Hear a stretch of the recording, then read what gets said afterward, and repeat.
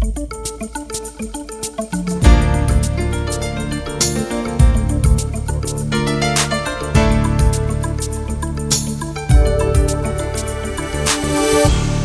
guest today is Superintendent Todd Bowling. Todd, welcome back to SuperChat. Good morning, Gary. Nice to talk to you. Looking forward to it. It's always good. We always have some interesting topics for stakeholders, our listeners, and hopefully today is certainly no exception. You know, I believe in these challenging times, it is especially critical to know how your stakeholders feel about your current approach to student learning and just how effective you are being. Since August, you have been very busy conducting a solid survey of what stakeholders think. Can you describe just how this survey was carried out? We've started from the beginning. We ended the school year last year trying to gather information on how remote learning ended as the governor shut down schools. And so trying to get feedback from our parents and students and staff on that. And then starting this school year with giving choices for what our parents and students wanted. So starting the year off with the survey, what would you like the school year to look like? Would you like it to be a blended model? Would you like it to be in person, or would you like it to be remote? Blended did not work for our parents specifically because they needed a routine where they knew they were either going to be at home with their kids or their kids were going to school. So that option was pretty much thrown out. So from there, as we moved into the school year, the option of attending school in person or through remote learning was offered. And now we're coming to the end of the first semester, and it has flown by basically. And we've been very fortunate. We've been able to attend school on a regular basis for those who are doing in person. We have had to shut some grade levels down here and there. And we have had to shut a school down here or there. But it's not because of a spread of COVID within the schools. It's because of COVID being caught by staff outside of schools. And as the governor has said, and as the health experts have continued to say, and we have to be cautious about this, it is safe to go to school because our mandates are you must wear a mask, you must socially distance.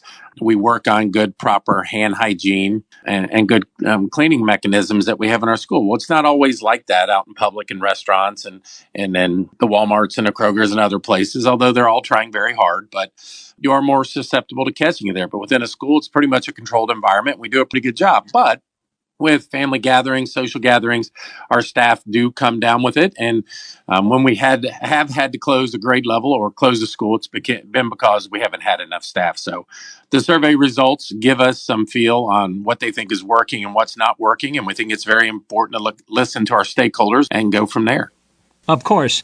Well, for you and your team, were there any, surprises that came out of this survey that you didn't expect? You know, I don't know if there were surprises or some norms that we needed to address. So the three groups were basically surveyed: our families, which were our parents, our students, and our staff. And so the very first thing we were worried about were safety protocols, which is our number one concern. Do students and staff feel safe coming to school? And do parents feel that when their kids go to school, they're safe? And overall, overwhelmingly, there was a large support that the protocols we have in place are safe and that they do feel safe. The masks are appropriate, the cleaning mechanisms are appropriate, and that the good hand hygiene is working. The second question we asked was the cohorting model. And elementaries have done cohorting models forever. They basically come to school and they stay in the same classroom all day long. And so with the cohorting model, what happens is our teachers have less exposure. So in a middle school and high school, they change bells. So a typical high school teacher who teaches 6 out of 7 bells with a plan bell might be exposed to 25 per class. So they're exposed to 150 people a day in a regular situation. But in a cohorting model, they stay with the same 15 to 20 all day. So they're down about 130 exposures. So when asking if they were happy with the cohorting model, elementary was, because that's what they're accustomed to. Middle school was very happy with it. High school, a little bit different. Overall, the majority of them were happier, but they wanted more face-to-face with the kids and the teachers. And I get this and I understand this. When you're in AP classes, when you're in calculus classes, and when you're in some physics classes, There's not much as a parent sometimes you can do to help facilitate that learning. You need the expert in front of the kids. So we looked at the data. We are trying some different things with our high school students that will adjust to this. Some other things we looked at were, how do you think about the social distancing? Because we talked at the beginning of the year that at the semester we could look at the possibility of bringing more kids back. But in order to bring more students back to in-person learning, we cannot maintain 6 feet distancing with our students. As it is right now in our classrooms, the best we can do is anywhere from 4 feet to 5 feet to 6 feet distancing with our students. In our older buildings, we're lucky to have 4 or 5 feet.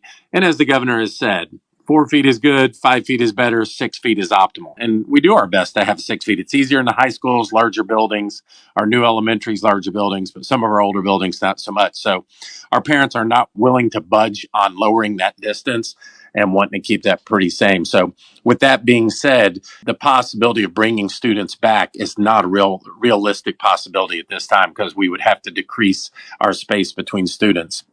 We also wanted to check into some of the issues of student movement. What do you think about students switching classes? And the only way to do that is to have more interaction among students. Right now, they go to lunch, they are 6 feet apart.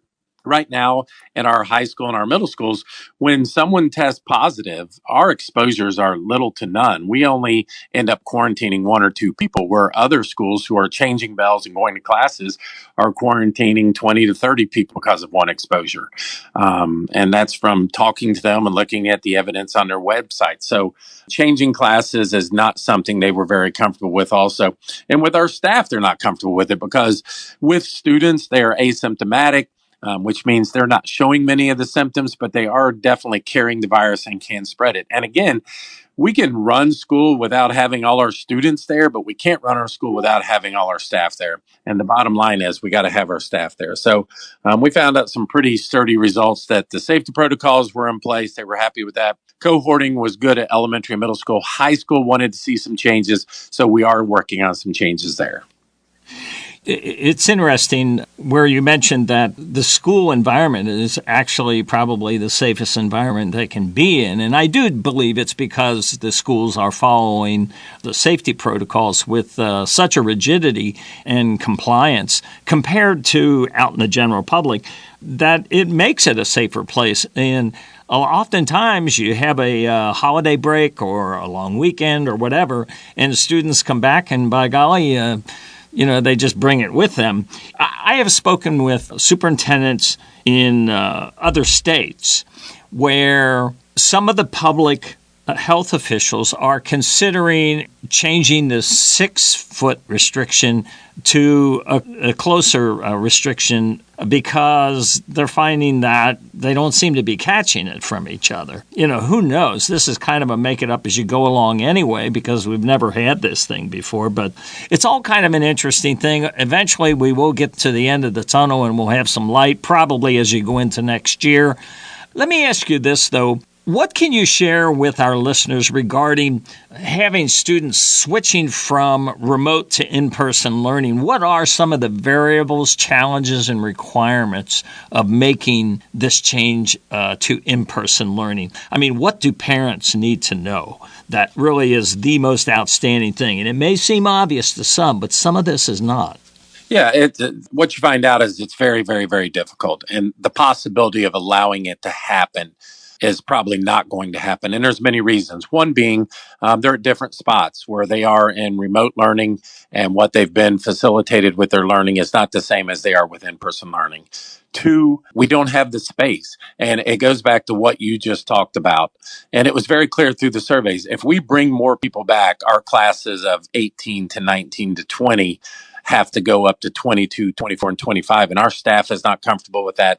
And our families are not comfortable with that. So we've also spent the beginning of the year dividing up teachers and putting some of them in remote learning. So they've been teaching remotely the whole year. So to have the space to bring them back in school is not there also because we've had to use every available space we've had in our schools just to space our kids out.